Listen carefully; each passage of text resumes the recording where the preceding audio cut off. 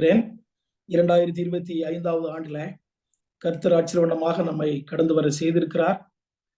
அற்புதநாதருக்கு நிச்சயமாக துதியும் கனமும் மகிமையும் உண்டாவதாக.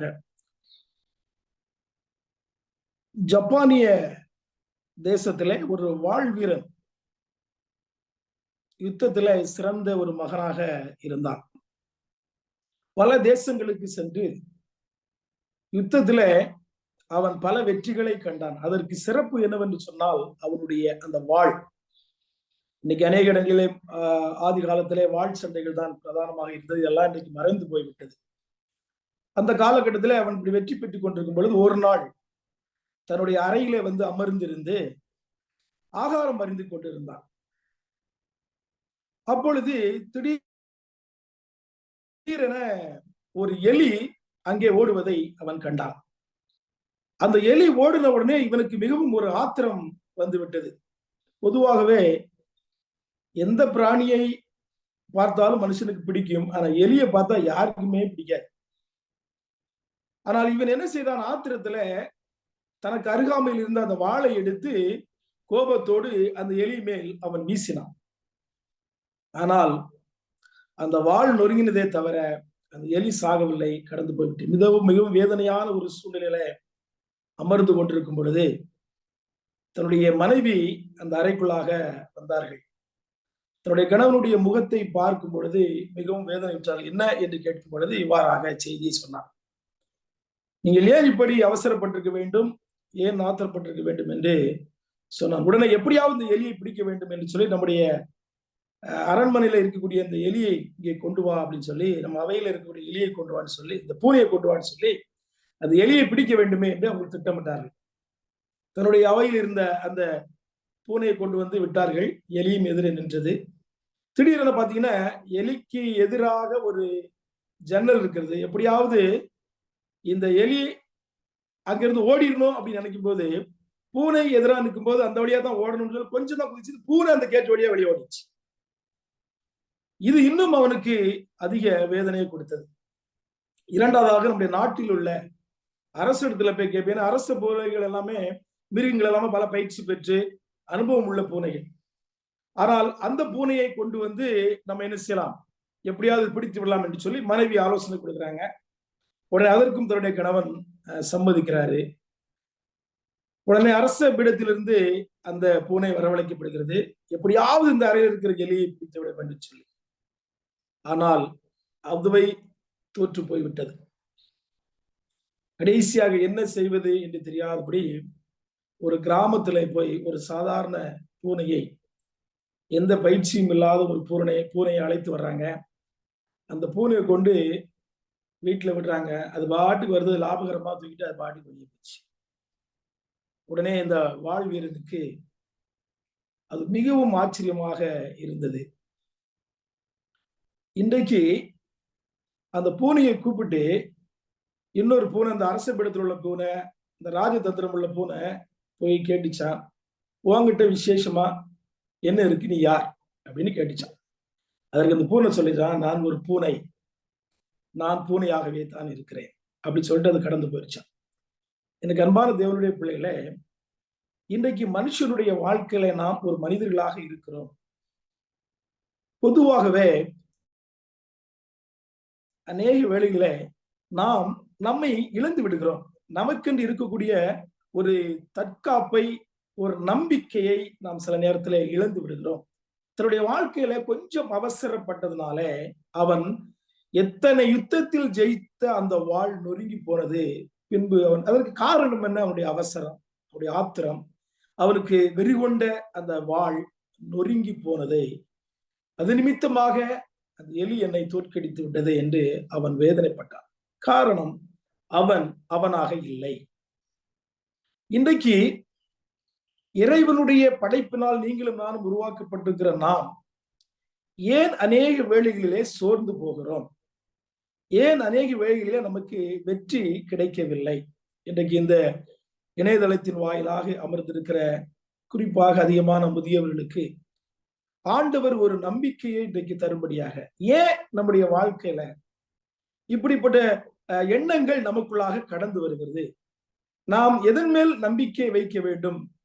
இவன் அந்த வாளின் மேல் நம்பிக்கை வைத்தான். எந்த வாழ் தான் அதிகமா அவனுக்கு வெற்றியை கொடுத்தது. கடைசியில அந்த நம்பிக்கையை அவன் இழந்து போனான் என்று சொன்னால், மனிதர்களெல்லாம் வெட்டி வீழ்த்தின அந்த வாழ், யுத்தத்தில் ஜெயித்த வாழ், ஒரு சின்ன பிராணியை ஜெயிக்க முடியவில்லையே என்ற வேதனை. நம்முடைய வாழ்க்கையில அநேக பெரிய பெரிய காரியங்களை சாதித்திருக்கலாம். சிறிய காரியத்துல நாம் என்ன செய்திருக்கலாம், வேதனை விட்டு நாம் கஷ்டப்பட்டு கொண்டிருக்கலாம். நிச்சயமாக ஆண்டவர் இந்த நாளில் உங்களோடு இடைப்படும்படியாய் நாம் கண்களை மூடி ஜெபம் செய்வோம். எங்களை நேசிக்கிற அன்புள்ள ஆண்டவரே, இந்த வேளையில இந்த இணையதளத்தின் வாயிலாக இந்த செய்தியை கேட்கிற பிள்ளைகளுக்கு இந்த 2025 ஆண்டுல கர்த்தர் இன்னும் ஒருபடி மேலே தம்முடைய பிள்ளைகளுக்கு ஊக்கத்தையும் உற்சாகத்தையும் ஆசீர்வாதத்தையும் கிருபையாய் கட்டளையிடும்படியாக ஜெபிக்க வார்த்தையை கொண்டு எங்களோடு பேசுங்க. இயேசுவின் நாமத்தில் வேண்டுகிறேன் ஜெபங்கள் நல்ல பிதாவே, ஆமென். நான் இன்றைக்கு பேசுவதற்காக தெரிந்து கொள்ளப்பட்ட அந்த தலைப்பின் வார்த்தை ஏசாயா தீர்க்கதரிசி புஸ்தகம் 58வது அதிகாரம் 11வது வசனத்துல இருக்கிறது. ஏசாயா 58வது அதிகாரம் 11வது வசனத்துல, கர்த்தர் நித்தமும் உன்னை நடத்தி மகா வறட்சியான காலங்களில் உன் ஆத்துமாவை திருப்தியாக்கி உன் எலும்புகளை நினமுள்ளதாக்குவார். நீ நீர்ப்பாய்ச்சலான தோட்டத்தை போலவும் வற்றாத நீரூற்றை போலவும் இருப்பாய். ஒரு 5 காரியத்தை மட்டும் நான் உங்களுக்கு சொல்ல ஆசைப்படுகிறேன். கடந்த வாரத்துல போதவர் எட்வர்டு துரைசாமி அவர்கள் ஒரு 5 கருத்துக்களை உங்களுக்கு முன்வைத்தது போல நான் முன்வைக்க விரும்புகிறேன். முதலாவது, கர்த்தர் நித்தம் உன்னை நடத்தி. சங்கீதம் 48வது சங்கீதம் 14வது வசனத்துல இவ்வாறாக சொல்கிறது, இந்த தேவன் என்றென்றைக்கும் உள்ள சதா காலங்களிலும் நம்முடைய தேவன், மரண பரியந்தம் நம்மை நடத்துவார். எனக்கு அன்பான தேவனுடைய பிள்ளைகளே, இந்த தேவன் என்றென்றைக்கும் சதா காலங்களில் நம்முடைய தேவன், அவர் நடத்துவார். 2024வது ஆண்டுல கர்த்தர் உங்களை முழுமையாக வழி நடத்தி உங்களை பாதுகாத்து இக்கட்டான சூழலிலும் இடையூறான காலங்களிலும் உங்களை எப்படி அவர் வழி நடத்தினார், எவ்வளவு பெரிய ஒரு ஆச்சரியமான காரியங்கள். இன்றைக்கு நீங்களும் நானும் ஆரம்ப நாட்களில இந்த சத்தியத்தை அறிந்து கொள்ளும் பொழுது எவ்வளவு வாஞ்சைகள், எவ்வளவு விசுவாசம், எவ்வளவு வைராக்கியம், எவ்வளவு நம்பிக்கை நம்மிடத்துல கடந்து வந்தது. சத்தியத்திற்காக பலரிடத்துல போய் நம்ம சண்டையிட்டு இருப்போம், யுத்தம் பண்ணியிருப்போம், நிறைய பிரச்சனைகளை நாம் சந்தித்திருப்போம். ஆனா அந்த சத்தியத்தை அறிந்த பின்பு குடும்பங்கள் சந்ததிகள் வரும்போது காலங்கள் கடந்து போக நம்மிடத்துல சோர்வு, பலவீனங்கள், நம்பிக்கை குறைவு ஏன் வருகிறது? என்ன காரணம்? அன்றைக்கு இருந்த உற்சாகம் இன்றைக்கு ஒரு முதிர்ந்த சூழலை கடந்து வரும் பொழுது நம்ம இழந்துடுறோம். நம்ம ஏன் அதை இழக்கணும்?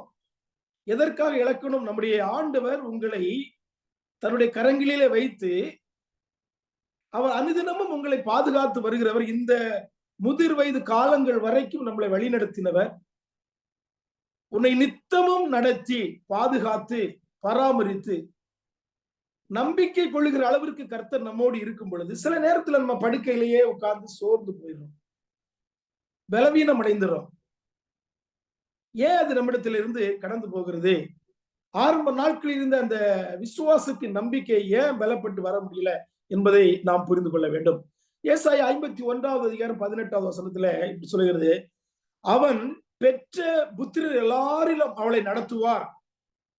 ஒருவர் இன்னைக்கு நம்மளை வழி நடத்துறதுக்கு உலகத்துல மனுஷர்கள் யாரும் இல்லை. நம்ம பழைய வருடங்களுக்கு பாத்தீங்கன்னா இங்க தமிழகத்துல, இந்திய தேசத்துல நிறைய இடத்துல தோத்திர ஆராதனை அப்படின்னு நடத்துவாங்க.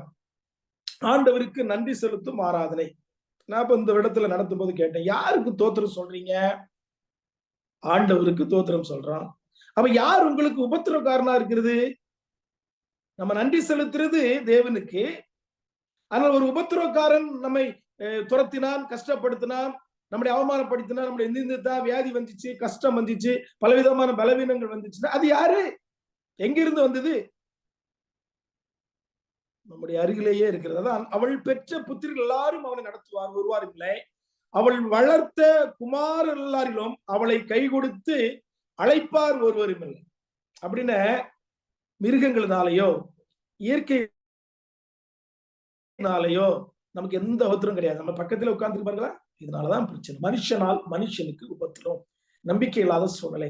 ஆண்டவருக்கு நன்றி செலுத்துறோம்னு சொன்னா பின்னாடி பார்த்து இதெல்லாம் யோசித்து பார்த்து நம்முடைய வாழ்க்கையில ஒன்றுமே சாதிக்க முடியாது, ஒன்றிலுமே நீங்கள் வெற்றி பெற முடியாது. ஏசாயா சொல்லும்போது சொல்றாரு, ஏசாயா 40:11 வசனத்துல, மேய்ப்பனை போல தமது மந்தையை மேய்ப்பார், குட்டிகளை தமது புயத்தினால் சேர்த்து தமது மடியிலே சுமந்து கரவாடுகளை மெதுவாய் நடத்துவார். எனக்கு அன்பார்ந்த பிள்ளை, இன்றைக்கு நீங்கள் இருக்கிறீங்கன்னு சொன்னா, அந்த இடத்துல இருக்கிறீங்கன்னு சொன்னா, உங்களுக்கு நம்பிக்கையை கொடுத்து வெற்றியை கொடுத்து வளரச் செய்கிறவர் ஆண்டவராகிய இயேசு கிறிஸ்து. இந்த நம்பிக்கை ஏன் முதிர்ந்து தள்ளாடுகிற காலங்கள் வரும் பொழுது நமக்கு அது பலவீனமா போகிறது? அன்றைக்கு இருக்கக்கூடிய அந்த பலன், அந்த நம்பிக்கை உங்களுக்கு இன்றைக்கும் இருக்கிறது. அதை நாமவே சிந்தித்து நாம் என்ன செய்கிறோம் சொன்னா பலவீனம் அடைந்து விடுவோம். அந்த பூனை சொல்லுது பாருங்க, நான் நானாகத்தான் இருக்கிறேன். எனக்கென்று ஆண்டவர் கொடுத்திருக்கிற அந்த பலத்தினால அவர் எதிலே வெற்றி கொள்ள முடியுமோ அந்த வெற்றியை கொடுப்பதற்கு கிறிஸ்து எனக்குள் இருக்கிறார். அந்த நம்பிக்கை இன்றைக்கு ஏன் நம்மிடத்துல இல்லை? ஏன்னு சொன்னா, நாசியில் சுவாசம் உள்ள மனுஷனை நீங்க நம்பாதீங்கன்னு சொல்லிட்டாரு. அப்படி இருக்கும் பொழுது யார் மேல நம்ம நம்பிக்கை? ஏன் கிறிஸ்துவ மேல நம்பிக்கை நீங்க இழக்கிறீங்க? ஆண்டவர் என் அருகில் இருந்து என்னை எடுக்கிறாரு. 2024 வருடங்கள், இத்தனை வருடங்கள் என்னுடைய வயது வரை கடந்து வந்தவர் இந்த புதிய வருடத்தில் உங்களை எவ்வளவு தூரம் ஆசீர்வதித்திருக்கிறாரு, எவ்வளவு தூரம் காண செய்திருக்கிறாரு. இந்த இடத்துல உட்கார்ந்து இந்த செய்தியை கேட்பதற்கும் இன்னொரு ஆலோசனை கொடுப்பதற்கும் ஆண்டவர் மேல் நம்பிக்கை கொள்வதற்கும் நம்மளை வைத்திருக்கிறார் என்பதை நாம் அறிந்து கொள்ள வேண்டும். வெளிப்படுத்த விசேஷம் 7வது அதிகாரம் 17வது வசனம் சொல்றாரு, சிங்காசனத்தின் மத்தியில் இருக்கிற ஆட்டுக்குட்டியானவரே இவர்களை மேய்த்து இவர்கள் ஜீவ தண்ணீர் உள்ள ஊற்றண்டைக்கு நடத்துவார். பாருங்க, ஆண்டவர் நமக்கு நடத்துறாருங்க. நீங்கள் முன்னாடி நடந்து போகும்போது அன்றைக்கு இந்த சத்தியத்திற்குள்ளாக எப்படி கொண்டு வந்து ஒருவர் மூலமா வழி நடத்துறாரு, இன்றைக்கு நடத்துறாரு. கர்த்தர் நித்தமும் உன்னை நடத்துகிறார் என்ற முதலாவது நம்பிக்கை உங்களுக்கு வேணும். அந்த நடத்தக்கூடியவர் சொல்றாரு, தேவன் இவருடைய கண்ணீர் யாவையும் துடைப்பார் என்று சொன்னார். சின்ன வயசுல, வாலிப வயசுல எல்லாம் ஒரு பொருளுக்காக ஒரு தேவை சந்திக்கப்பட முடியலன்னு தான் நம்ம அழுதுருப்போம். ஒரு பசி அப்படின்னு வரும் பொழுது அழுதுருப்போம். இந்த பசின்னு வரும் பொழுது வயிற்றுல பிரச்சனையா ஆகார குறையில பிரச்சனை என்னன்னு தெரியாது, ஆனால் கண்ணீர் விட்டு இருப்போம். வேற எதுக்குமே நம்ம கலங்கி இருக்க மாட்டோம். நம்ம எல்லாத்துலயும் ஒரு துணிச்சலா தைரியமா இருப்போம். இப்ப பாத்தீங்கன்னா எல்லாத்துக்குமே அழ வேண்டியதா இருக்குது. சின்ன சின்ன காரியத்திற்கும் நம்ம அழ வச்சிருவாங்க. அது எதனால தெரியுமா?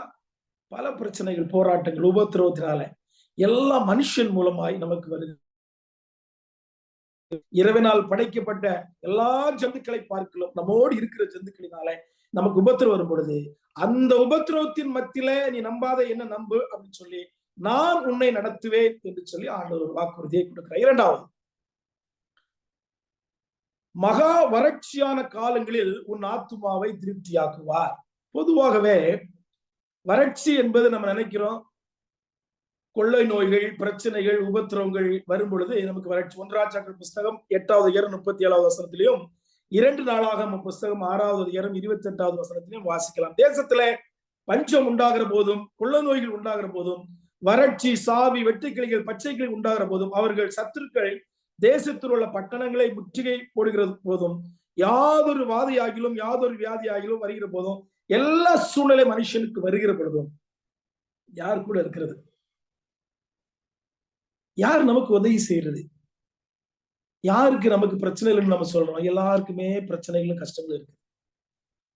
அதிலும் இந்த வயதான பெற்றோர்கள், தாய்மார்கள் சில நேரத்துல சோர்ந்து போய் என்னையா செய்யறது, எனக்கு வயசாகி போச்சு, என்னால் நடக்க முடியல, எனக்கு இப்படி இருக்குது அப்படி இருக்குன்னு சொல்லுவாங்க.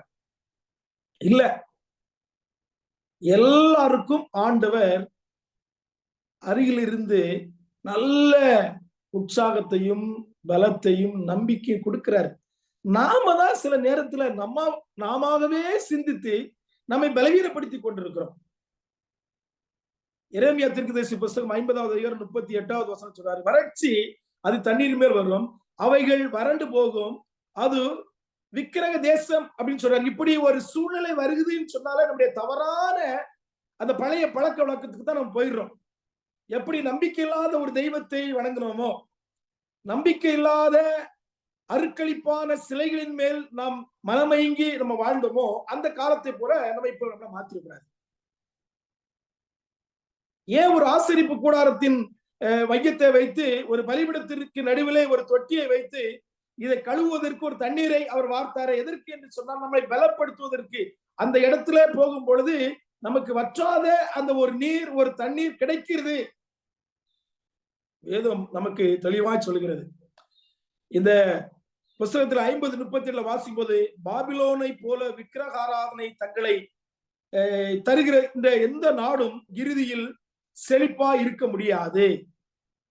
நம்ம மகிழ்ச்சி, இந்த உலகத்தின் மகிழ்ச்சி, சந்தோஷம் எல்லாமே நம்ம அதே நேரத்துல படிச்சிருக்கிறோம் ஆரம்பத்துல, இதெல்லாம் வீண் மாயை என்று சொல்லி. ஆனாலும் நாம் ஏன் அந்த நம்முடைய விசுவாசத்தை, அந்த நம்பிக்கையை நம்ம இழக்கணும்? 2 பூனைகள் வந்தது, நம்பிக்கை இழந்துருச்சு. ஒரு பூனை வந்தது, சாதாரணமாக அதை எடுத்து லாபகரமா கொண்டு போயிடுச்சு. ஏன்? நம்மளால ஒரு சின்ன சூழலில் வரும் பொழுது நாம் ஏன் அதிலே நம்மளால் ஜெயிக்க முடியலை என்பதை நீங்கள் அறிந்து கொள்ள வேண்டும். எரேமியா 2வது அதிகாரம் 13வது வசனத்தை சொல்றாருங்களா, என் ஜனங்கள் 2 தீமைகளை செய்தார்கள். என்னுடைய ஜனங்கள் 2 தீமைகளை செய்தார்கள். என்ன? ஜீவ தண்ணீர் ஊற்றாகிய என்னை விட்டு விட்டார்கள். பாருங்க, தண்ணீர் எங்க கிடைக்கிறது? பலன் எங்கே கிடைக்கிறது? நம்பிக்கை எங்கே கிடைக்கிறது?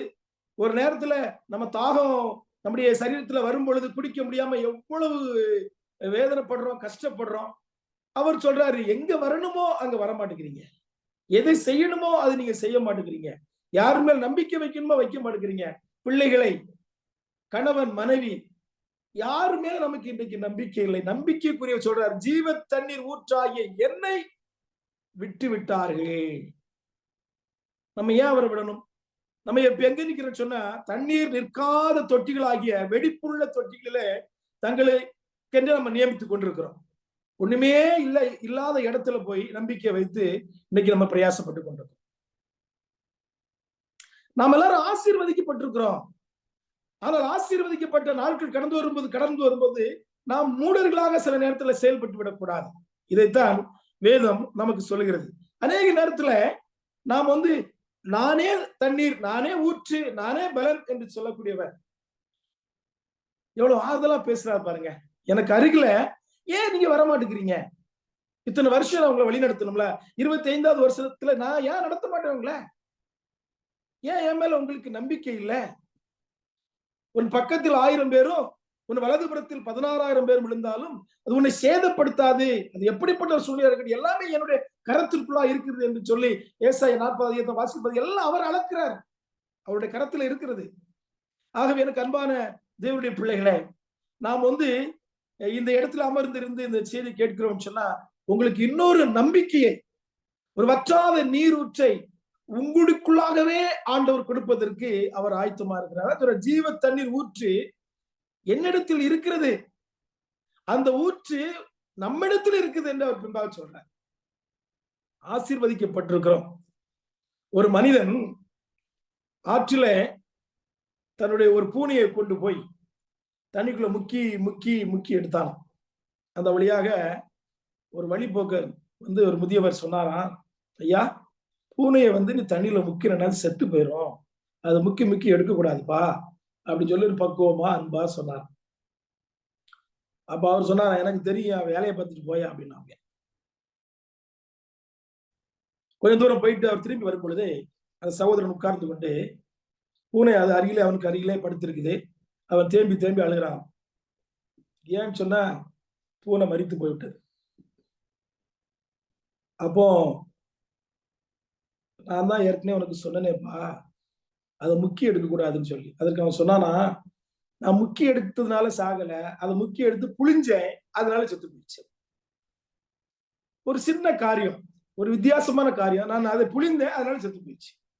சில நேரத்துல நம்முடைய மனதை எந்த இடத்துல எப்படி பக்குவப்படுத்தி நம்ம செயல்படுத்த வேண்டும், இதுல ஒரு ஆலோசனை கொடுக்கும் பொழுது நம்ம எப்படி இதை ஏற்றுக்கொள்கிறோம் என்பதை நம்ம அறிந்து கொள்ளும். இப்படித்தான் அநேக நேரத்துல நம்முடைய இழப்புகளை நாமே தேடிக்கொள்கிறோம். நாமே இழப்பதற்கு நாமே ஒரு காரணமாய் இருக்கிறோம் என்று நீங்கள் புரிந்து கொள்ள வேண்டும். 3வதாக, வயசாயிருச்சு, நாடிய நரம்புகள் எல்லாமே பலவீனமாயிருச்சு அப்படி நீங்க சொல்லிட்டு இருக்கிறீங்க. ஆண்டவர் அப்படி சொல்லலையே. உன் எலும்புகளை நினமுள்ளதாக்குவார் என்று சொல்றார். உன் எலும்புகளை நினமுள்ளதாக்குவார். மூன்றாவது கருத்து நடிச்சால் ஆங்கில வேதாமத்துல பாத்தீங்கன்னா மேக் போன்ஸ் ஃபேட், எப்படி புஷ்டி ஆக்குவார். யோபு சொல்றார் 21வது அதிகாரம் 24வது வசனத்துல, அவருடைய பால் பாத்திரங்கள் பாலால் நிரம்பி இருக்கிறது, அவன் எலும்புகளின் ஊன் புஷ்டியா இருக்கிறது. எவ்வளவு சந்தோஷமா சொல்றார் பாருங்களா ஆண்டவர். ஐயா எனக்கு புட்டு வலிக்குதுயா, முதுகு வலிக்குதுயா, கை காலெல்லாம் வலிக்குது சொல்ல வேண்டாம். ஆண்டவர் என்னிடத்துல பலன் இருக்கு, உம்மால் படைக்கப்பட்ட உம்மால் அடைக்கப்பட்ட உம்முடைய சாயல் என்னிடத்துல இருக்கிறது, நீர் ஜீவ ஜந்துக்களை பார்க்கலாம் 6ஆம் அறிவை கொடுத்த விசேஷித்த ஞானம் என்னிடத்துல இருக்கிறது. அவருடைய எலும்புகள் அந்த ஊன்கள் புஷ்டியா இருக்கிறது என்று சொல்லி சொல்றாரு. எப்ப புஷ்டியா இருக்குது சொல்றாரு பாருங்களேன். சங்கீதம் 92:15 சொல்றார். சங்கீதக்காரர் தாவீது சொல்றார், எவ்வளவு பெரிய அவமானங்கள், உபத்திரவங்கள், பலவீனங்கள், கஷ்டங்கள் எல்லாம் மனுஷனால் தாவீதுக்கு வந்தது, ஆனாலும் அவருடைய சூழல் எப்படி இருந்து பாருங்களேன். அவர்கள் சங்கீதம் 92:15 வாக்குத்தத்தம், அவர்கள் முதிர் வயதிலும் கனி தந்து புஷ்டியும் பசுமையுமாய் இருப்பார்கள். எனக்கு அன்பார்ந்த பிள்ளைகளே, வேதம் என்ன சொல்கிறது? முதிர் வயதிலும் கனி தந்து அவர்கள் பசுமையும் புஷ்டியுமா இருப்பார்கள் என்று சொல்லப்பட்டிருக்கிறது. ஏன் நம்முடைய வாழ்க்கையில் இப்படிப்பட்ட ஒரு பலவீனத்துல நம்ம யோசிச்சு உட்கார்ந்துருக்கோம்? நீங்க எல்லாரும் ஒரு எப்படி சொல்றது, யுத்த வீராங்கனைகளாக சத்தியத்திற்குள்ள கடந்து வந்தீங்க. முடிவு பரியந்தம் அந்த யுத்த வீரர்களாக ஆண்டவர் இடத்துல இருக்கிறாரு. நாங்கள் எங்களுக்குள்ளாக எல்லா ஊற்றும் இருக்கிற அவர் நடத்துகிறார், அவருடைய பலன் எங்களிடத்துல இருக்கிறது, என்னுடைய ஊன்கள் எல்லாமே இப்ப புஷ்டியாகி கொண்டிருக்கிறது, அவர் எங்களை பலப்படுத்திக் கொண்டிருக்கிறார் ஒரு நம்பிக்கை நம்ம இடத்துல வர வேண்டும். உங்களிடத்துல தாங்க கனிகளை எதிர்பார்க்கிறார் தேவன். எனக்கு அன்பான பெற்றோர்களே, முதியவர்களே, சோர்ந்து போயிருக்கீங்களா? உங்களிடத்துலதான் கனியை ஏற்படுகிறார். உங்களிடத்துலதான் எல்லா ஊற்றுகளும், உங்கள் மூலமாக தான் சந்ததிகள் நாங்கள் எல்லாரும் இருக்கிறோம். எனக்கு பிரியமான ஒரு ஊழியக்காரர், சிறந்த ஊழியக்காரர் உண்டு. ஒரு நாள் நானும் என்னுடைய நண்பரும் அவரை போய் சந்திக்க போயிருந்தோம். குடும்பத்துல ஒன்றை இழந்து விட்டு அவர் சோர்ந்து போயிருந்தார். நல்ல வைராக்கியமான ஒரு ஊழியத்தை செய்தவர். அவர் வாயிலாக நாங்களும் கடந்து வந்திருக்கிறோம். தான் நேசித்த மனைவி இறந்து விட்டார் என்று சொன்ன உடனே அவருடைய வார்த்தைகள் வித்தியாசப்பட்டது. அவருடைய வார்த்தைகள் வித்தியாசப்பட்டது. What to do? People are prayed in the hospital, people are prayed in the home, in the church, the villages, but God is there, He is doing His work, we are doing our work. ரொம்ப மனசோர்வாக அப்பொழுது நாங்க சொன்னோம், எங்களுக்கெல்லாம் வழிகாட்டி உங்களுடைய எலும்புகள் தளரப் போவதில்லை, உங்களுடைய ஊழியங்கள் தளரப் போவதில்லை, நீங்கள் இன்னும் ஊழியம் செய்ய வேண்டும் என்று தன்னை மாற்றிக்கொண்டு அநேக பேர்கள் சில நேரத்துல ஒரு சின்ன காரியம் நடக்கும்போது நம்ம சோர்ந்துடுறோம், நம்மளை பலவீனப்படுத்திடுறோம். இல்ல, கர்த்தர் உங்களுடைய எலும்புகளை புஷ்டியும் பசுமையும் ஆக்குவார் என்று அவர் சொல்றாருல. என்னுடைய சென்டருக்கு ஒரு 75 வயசு மதிக்கத்தக்க ஒரு ஆள் வந்திருந்தாங்க. அவர் பின்பாக வேகமா நடந்து போகும்போது ஒரு ஆள் சொன்னார், பாஸ்டர் அவரை பார்த்தா வயசானவங்க நினைக்காதீங்க, இன்னைக்கு 800 ரூபாய்க்கு சம்பாத்தியம் பண்ணிட்டு வர்றாரு, அவர் ஒரு இளமை போல. இன்னைக்கு நாம் எல்லாரும் அப்படிப்பட்ட ஒரு நம்பிக்கை நம்மிடத்துல வைக்க வேண்டும். நீங்கள் அப்படி இருக்கும் பொழுது, உங்கள் எலும்புகள் புஷ்டி ஆகும் பொழுது நீங்க எப்படி தெரியுமா இருப்பீங்க? நீங்கள் ஒரு வற்றாத நீரூற்றை போய் இருப்பீங்க. அந்த தோட்டத்திற்கு நீர் பாய்ச்சப்படும். அந்த சரீரத்திற்கு தேவையான காரியங்களை தேவன் பாய்ப்பதற்கு ஆயத்தமா இருக்கிறார். எப்படி ஒரு தோட்டம் பசுமையா இருக்கிறது, வறண்டு போன தண்ணீர் இல்லாத இடத்துல, உன் சரீரத்தில் அப்படிப்பட்ட பலன் இல்லாத நம்பிக்கை இல்லாத இடத்துல ஆண்டவர் நீர் பாய்ச்சுவதற்கு, உன்னுடைய சரீரமாகிய தோட்டத்திற்கு அவர் நீர் பாய்ச்சுவதற்கு ஆயத்தமா இருக்கிறார். அதான் 4வது பாயிண்ட். நீர் பாய்ச்சலான தோட்டத்தை போல நீ இருப்பாய். பசுமையான தோட்டம் எப்படி இருக்குன்னு தெரியும், நம்ம இளமையான காலங்கள் எப்படி இருந்தது என்று தெரியும். அந்த ஆசீர்வாதத்தினால இன்றைக்கு நம்மளை எப்படி ஆண்டவர் வைத்திருக்கிறார் தெரியும். அந்த சிறிய அந்த ஒரு நம்பிக்கையை நம்ம இழந்து விட்டோம் என்று சொன்னால், நம்முடைய செடிகள், நம்முடைய சரீரங்கள், நம்முடைய ஊன்கள், நம்முடைய தசைகள், நம்முடைய எல்லாமே நமக்கென்று வாடிவிடும். எனக்கு அன்பான பிள்ளைகளே, தேடல் என்பது ஒரு வியாதி. நம்மிடத்துல இது இல்லையே என்று சொல்வது ஒரு வியாதி. நாம் பலவீனப்பட்டுட்டே நினைக்கிறதே ஒரு வியாதி. நிச்சயமா அதை என்ன செய்யக்கூடாது, நம்முடைய வாழ்க்கையில கொண்டு வரக்கூடாது. பலன் இருக்கிறது என்று நம்ப வேண்டும். ஒரு ஒரு பாட்டியம்மா ஒரு பெரிய தெருவுல ஒரு மூலை வீதியில ஒரு பொருளை அப்படி தேடிக்கொண்டிருக்கிறாங்களாம். தேடிக்கொண்டிருக்கும் பொழுது அங்க இருந்து ஒரு 4 சகோதரர்கள் வருகிறாங்க. பாட்டி, இந்த வயசான காலத்துல நீங்க என்ன பாட்டி தேடுறீங்க அப்படின்னு சொல்லும்போது அந்த பாட்டி உடனே சொல்லிச்சான், என்கிட்ட கேள்வி எல்லாம் கேட்கக்கூடாது, எனக்கு இது பிடிக்காது, ஏதோ ஒண்ணு தேடுறானா அப்படின்னுச்சான். அப்ப உடனே அந்த பசங்க சொன்னாங்களா, பாட்டி நீங்க கஷ்டப்படுறீங்க, நீங்க தேடுறீங்க அப்படின்னு சொல்லும் பொழுது, நீங்க என்னது தொலைத்தீங்கன்னு சொன்னீங்கன்னா நாங்க அதை தேடிடுவோம்ல, நாங்களும் உங்களுக்கு உதவி செய்வோம்ல அப்படின்னு கேட்கிறாங்க. உடனே அந்த பாட்டி சொல்லுது, அப்படி சொன்னா எடுத்து கொடுத்துருவீங்களா? ஆமா, ஒரு குண்டூசியை தொலைச்சிட்டேன் அப்படின்னு சொல்லு.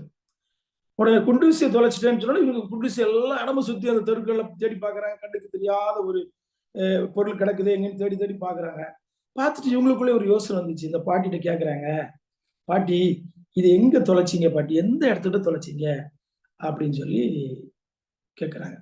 அப்ப அந்த பாட்டி சொல்றாங்க, வீட்டுல தொலைச்சிட்டேன். வீட்டுல தொலைச்சிட்டு இங்கேயா பாட்டி தேடுறீங்க, இங்கதானே வெளிச்சம் இருக்குது. யோசிச்சு பாருங்க. சில நேரத்துல நம்ம அதை சிந்தித்து செயல்பட முடியாத ஒரு சூழ்நிலை, அந்த நம்பிக்கை இழக்கும் பொழுது எங்க தேடுறோம், எங்க போறோம், என்ன பண்றோம் அப்படி நமக்கு தெரியாது. நம்ம அந்த அந்த அளவிற்கு நம்ம யாரை விட்டுட்டோம்னு சொன்னா, கிறிஸ்துவை, தேவன் மேல் வைத்திருக்கிற நம்பிக்கையை, ஆரம்பத்தில் இருந்த அந்த நம்பிக்கையை அவர் எப்படி நடத்தினார், அவர் எப்படி என்னை பாதுகாத்தார், என்னுடைய எலும்புகளுக்குள்ளெல்லாம் அவருடைய தசைகள் எப்படி கடந்து வந்தது, அவருடைய சாயல் எனக்குள்ளாக இருக்கிறதே, இப்படி இருக்கும் பொழுது எப்படி நான் இப்படி பலவீனம் அடைய முடியும், கிறிஸ்து என் பட்சத்தில் இருக்கிறாரே, எனக்குள் இருக்கிற என்ற ஒரு நம்பிக்கை நம்மிடத்துல ஏன் வரவில்லை? ஏழை, பணக்காரன், வியாதி உள்ளவன், கஷ்டப்படும் எல்லாருக்கும் ஆண்டவர் சமமா இருக்கிறார். ஏசாயா 61:11 சொல்றாரு, பூமி தன் பூண்டுகளை விளைவிப்பது போலவும் தோட்டம் தன்னில் விதைக்கப்பட்டவர்களுக்கு முளைப்பது போலவும் கர்த்தராகிய ஆண்டவர் எல்லா ஜாதிகளுக்கும் முன்பாக நீதியையும் துதியையும் கொடுப்பார். அவர் நமக்கு முளைக்க பண்றாருங்க. நம்ம சரீரம் வாடாது, நம்ம சரீரம் பலவீனம் அடையாது. இந்த 2025வது ஆண்டுல அவர் நடத்துறாரு, உன்னை பாதுகாக்கிறாரு, உன் தோட்டத்தை பசுமையாக்குறாரு, உன் எலும்பை புஷ்டியா மாத்துறாரு. இதை விட என்னுடைய தேவன் என்ன செய்ய போற, என்ன நம்பிக்கை நமக்கு கொடுக்கணும்? அவரே கொடுத்துட்டாரு எல்லாவற்றையும். ஏசாயா 51:11 அந்த வசனத்துடைய விளக்கம் சொல்றாரு, நீதியையும் துதியையும் முளைக்க பண்ணுகிறவர் தேவனுடைய நீதி இறுதியாக நீதியான ஜனங்கள், நீதியான நாடுகள் மற்றும் நீதியான உலகம் ஆகியவற்றில் நிச்சயமாக உருவாக்கப்படும் என்று சொல்லி சொல்றார். ஏசாயா 45வது 8வது வசனத்தை சொல்றாங்களா, வானங்களே உயர இருந்து சொரியுங்கள், ஆகாய மண்டலங்களே நீதியை பொழிய கிடப்பது, பூமி திறவுண்ட ரட்சிப்பின் கனியை தந்து நீதியும் கூட விளைவதாக கர்த்தராகிய நான் இவைகளை உங்களுக்காக உண்டாக்குகிறேன் என்று சொன்னார். ஏசாயா தீர்க்கதரிசி மூலமா சொல்ற ஆண்டவர் இதை உண்டாக்குறார். அதே ஏசாயா 55:10-11 வசனத்துல, மாரியும் உறைந்த மழையும் வானத்திலிருந்து இறங்கி அவ்விடத்திற்கு திரும்பாமல் பூமியை நனைத்து அதில் முளை கிளம்பி விளைபடி செய்து விதைக்கிறவனுக்கு விதையையும் பசிக்கிறவனுக்கு ஆகாரத்தை கொடுக்கிறது எப்படியோ அப்படியே என் வாயில் புறப்பட்ட வசனமும் இருக்கும். அது வெறுமையா என்னிடத்திற்கு திரும்பாமல் அது நான் விரும்புகிறதை செய்து நான் அதை அனுப்பின காரியத்தின்படி செய்யும் வாய்க்கும் என்று சொல்றார். என்ன ஒரு நம்பிக்கை கொடுத்திருக்கிறார். ஆண்டவரால தாங்க எல்லாம் முடியும். என் பக்கத்துல இருக்கிறவங்களால முடியாது, எனக்கு உதவி செய்யறவங்களால முடியாது, பேசுகிற மனுஷனால முடியாது. எல்லா உபத்திரமும் எனக்கு மனுஷனால் தான் வருகிறது. ஆனால் என்னுடைய பலவீனத்தை தாங்கக்கூடிய ஒரே நபர் ஆண்டவராகிய இயேசு கிறிஸ்து. இந்த ஊனு அவர் வழிநடத்தக்கூடிய எல்லா காரியத்தையும் ஜீவ ஊற்றா இருக்கும் போது அவர் சொல்றாரு, நீ வற்றாத நீரூற்றை போல் இருப்பாய். உங்களுடைய வாழ்க்கையில 2025 வறட்சி என்பது இருக்கக்கூடாதுங்க. இல்ல, அந்த வறட்சி என்பது இல்ல. ஆண்டவர் இன்னொரு வருடத்தை கூட கொடுத்துட்டாரு. இனி செழிப்பியை பார்க்க போறோம், இன்னும் பெரிய மகிமை பார்க்க போறோம். இதை விட மேலாக ஆண்டவர் என்னை வழிநடத்துவார். ஏசாயா 49வது அதிகாரம் 10வது வசனத்துல சொல்றார், அவர்கள் பசியா இருப்பதில்லை, என் ஜனங்கள் தாகமா இருப்பதில்லை, எங்களுடைய ஜனங்களுக்கு உஷ்ணங்கள் வருவதில்லை, வெயிலாகிலும் அவர்கள் மேல் படுவதில்லை, அவர்கள் இறையர் போல அவர்களை நடத்தி அவர்களை நீரூற்றுகளிடத்திற்கு கொண்டு போய் விடுவார். உங்களை வழி நடத்தக்கூடியவர், நடத்தக்கூடிய ஆண்டவர் மேல எங்க நம்பிக்கை வைக்கிறோம். ஏன் நம்ம சோர்ந்து போகணும்? ஏன் பலவீனப்படணும்? எனக்கு அன்பார்ந்த பிள்ளைகளே, நீங்கள் இன்னும் உங்களுடைய வாழ்க்கையில அநேக ஆசீர்வாதங்களை காண இருக்கிறீர்கள்.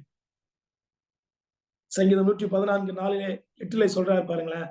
அவர் கன்மலையை தண்ணீர் தராகவும் கற்பாறை நீரூற்றாகவும் மாற்றுகிறவர். எனக்கு அன்பானதுடைய பிள்ளைகளே, அப்படிப்பட்ட ஒரு தெய்வம், அப்படிப்பட்ட ஒரு நம்பிக்கைக்குரிய தெய்வத்தை தான் நீங்களே நான் வழிபட்டு கொண்டிருக்கிறோம். அந்த தெய்வம் தாங்க நம்முடைய புதிய வருடத்தை காண செஞ்சிருக்கு. அவர் நடத்தினாரு. அவர் ஒரு வற்றாத நீரூற்றாக இருந்தாரு. அவர் எனக்கு வறண்ட இடத்துல இருந்து எனக்கு நல்ல தண்ணீரை கொடுத்தாரு. இது வரைக்கும் அவர் எப்படிப்பட்ட ஆசீர்வாதமாய் நம்மளை வழிநடத்தினார் என்பதை நீங்கள் அறிந்து கொள்ளணும். ஆனா அதே தேவன் தான் சொல்றாரு பாருங்களேன். அவர் ஏசாயா 48:21 சொல்றாரு, அவர் அவர்களை வனாந்திரத்துல நடத்தும் போது அவர்களுக்கு தாக விடா இருந்ததில்லை. கண்மலையில் இருந்து தண்ணீரை அவர்களுக்கு சுரக்க பண்ணினார். கண்மலையை பிளந்தார், தண்ணீர் ஓடி வந்தது என்று சொன்னார். தண்ணீர் ஓடி வந்தது. ஆண்டவர் நினைக்கிற காரியத்தை ஒரு தண்ணீர் தாங்க மனுஷனுடைய வாழ்க்கையில அதை மனுஷனை உயிரும் கொடுத்தது, மனுஷனுடைய உயிரையும் எடுத்தது. செங்கடலுக்கு முன்பாக நிற்கும் பொழுது அந்த தண்ணீரை ஆண்டவர் கட்டளையிட்டார். அந்த இஸ்ரவேல் ஜனங்களுக்கு அது பிளந்து கொடுத்தது, அது உயிரை கொடுத்தது. அதே தண்ணீர் தான் அந்த தேசத்தினுடைய எல்லா படைகளையும் உயிரை எடுத்தது. எல்லாவற்றுக்கும் காரணம் கிறிஸ்து, நம்முடைய ஆண்டவர். 2025 ஆண்டுல ஆண்டவர் என்னை நடத்துவார், அவர் மேல நம்பிக்கை வைத்திருக்கிறேன். அந்த எப்போ நான் அந்த சத்திற்குள்ள வரும்போது அவர் மேல நம்பிக்கை வைத்திருந்த இன்றைக்கு வரை வயதானாலும் பரவாயில்ல, என்னுடைய ஆண்டவர் என்னோடு கூட இருக்கிறார். உங்க நம்பிக்கை உங்களிடத்துல நிச்சயமா வர வேண்டும். சங்கீதம் 107வது சங்கீதம் 33-35 வசனத்தை வாசிக்கிறேன். அவர் ஆறுகளை அவாந்திர வழியாகவும் நீரூற்றுகளை வறண்ட ஸ்தலமாக, பாருங்க, நீரூற்றுகளை வறண்ட ஸ்தலமாகவும் மாற்றுவதால் முடியும். ஒண்ணுமே கொடுக்காம செய்ய முடியும். ஆனா நீங்கள் தான் அப்படிப்பட்டவர்கள் அல்ல, விசேஷித்தவர்கள், அவர் மேல் நம்பிக்கை வைக்கிறவர்கள். அவர் மேல் நம்பிக்கை வைக்கும் பொழுது அவர் நம்மளை கரம் பிடித்து நடத்துகிறார், அவர் வழி நடத்துறாரு. நம்முடைய பலவீனத்தை அந்த எலும்புகளை புஷ்டியாக்குறாரு. அதான் சொல்றாரு பாருங்களா, அதே 35 வசனத்துல, அவர் அவாந்திர வழியை தண்ணீர் கடாகவும் வறண்ட நிலத்தை நீரூற்றுகளாகவும் மாற்றுவார். சங்கீதம் 34:10 வாசிக்கிறோம். சிங்க குட்டிகள் தாழ்ச்சி அடைந்து பட்டினியா இருக்கும், கர்த்தரை தேடுகளுக்கு ஒரு நன்மையும் குறையப்படாது. ஒரு சின்ன சம்பவத்தை சொல்லி நான் முடிக்கிறேன். எனக்கு அன்பார்ந்த பிள்ளைகள, சிங்க குட்டிகள் தாழ்ச்சி அடைந்து பட்டினியா இருக்கும். தானியேல் தன்னுடைய வாழ்க்கையில அனுபவித்த ஒரு பெரிய காரியத்தை நாம் சத்தியத்தில் அறிந்திருக்கிறோம். தானியேல் 6வது அதிகாரத்துல நம்ம வாசிக்கிறோம். உடன் இருந்த நண்பர்கள் துரோகிகள், உடன் இருந்தவர்கள், அருகிலே இருந்து பேசினவர்கள், கை கொடுத்து குலுக்கினவர்கள், கட்டி அணைத்தவர்கள், இவர்கள் எல்லாரும் தம்முடைய மகனுக்கு விரோதமாய் செயல்பட்டு ஒரு ஜெபத்திற்காக இவனை கொலை செய்ய வேண்டும், ராஜாவை மேன்மைப்படுத்த வேண்டும் நினைத்த எண்ணங்கள் எல்லாம் நினைத்து அந்த சிங்கத்திற்குள்ளாக அவனை தூக்கி போடுவதற்கு ஆயத்தப்பட்டார்கள். அந்த சிங்கம் எத்தனை நாளா அந்த கெபிக்குள்ள இருந்திருக்கும், அந்த எத்தனை நாள் அதுக்கு ஆகாரம் போடாம இருந்திருப்பாங்க. யோசித்து பாருங்களேன், எவ்வளவு வாஞ்சியா இருந்திருக்கும். இன்னைக்கு நம்மளை சுற்றிலும் நம்மளை கொலை செய்வதற்கும், நம்மை அவமானப்படுத்துவதற்கும், நம்மை நிந்திப்பதற்கும் மனுஷர்கள் தான் இருக்கிறத தவிர மிருகங்கள் இல்லை என்பதை நான் அதிலிருந்து பாடம் பெற்றுக்கொண்டேன். அந்த தானியலுக்கு விரோதமாக அந்த மிருகம் எழும்பவில்லையே. அந்த தானியலை அந்த மிருகம் எத்தனை, ஒருவேளை அதை அங்கே நம்ம அதை வாசிக்கும் பொழுது எத்தனை நாட்களுக்கு முன்பாக இந்த சட்டத்தை போட்டார்கள். சட்டம் போட்ட உடனே கூட அந்த மிருகத்தை அதை பசிக்காக வாட்டி வதைக்க அங்க வைத்திருந்திருக்கலாம். அந்த மிருகம் தானியலுக்கு விரோதமா வரலங்க, மனுஷன்தான் வரணும். உங்களை என்னை உண்டாக்கின ஆண்டவர் சிங்கத்தின் வாயிலிருந்து நம்மை விடுவிக்கிறவா இருக்கிறார். உலகத்தில் கர்ச்சிக்கிற சிங்கங்கள் ஏராளம் இருக்கிறது நம்மை சுற்றிலும். உங்களுடைய நம்பிக்கை ஒரு நாள் வீண் போகக்கூடாது. உங்களுடைய தன்னம்பிக்கை நீனாகவே இருக்கணும். நானாகவே இருக்க வேண்டும்.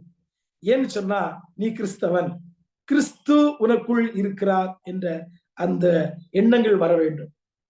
ஒரு முனிவர்கிட்டத்துல ஒரு வாலிபன் போய் நின்றாராம். அந்த முனிவர்கிட்ட போய் சொன்னாப்லையா, ஐயா எனக்கு தூக்கமே வரமாட்டுக்குய்யா, எனக்கு ரொம்ப கஷ்டமா இருக்கு, நான் உங்க ஸ்தலத்துல ஒரு நாள் எனக்கு நிம்மதியா இந்த இடத்துல வந்தா நிறைய தூக்கம் வரும் அப்படின்னு சொன்னாங்க, அதனால நான் வர்றேன்யா அப்படின்னு சொன்னாப்ல. உடனே அந்த முனிவர் சரி வாப்பா அப்படின்னு சொல்லி கூட்டிட்டு போய் அவனை தூங்க வச்சார். அவனை நல்லா தூங்க வச்சு அவன் காலையில எழும்பின உடனே அவனத்துல போய் அந்த முனிவர் கேட்டாராம், என்னப்பா இரவுல நல்ல தூங்கினேன், நல்ல நித்திரை பண்ணினேன், நல்ல தூங்கினேன், எனக்கு ஒரு குறையும் இல்லை அப்படின்னு சொன்னாராம். சரி வா நீ தூங்கின இடத்த போய் பார்ப்போம், எப்படி அந்த இடத்துல உனக்கு தூக்கம் வந்துச்சு அப்படின்னு சொல்லி அவனை கூட்டிட்டு போனாராம். கூட்டிட்டு போய் அவன் தூங்கிட்டு இருந்த தலையாணி எடுத்துட்டு பார்த்தாராம், அங்கே உள்ளே ஒரு நாகபாம்பு வச்சிருந்தாராம்.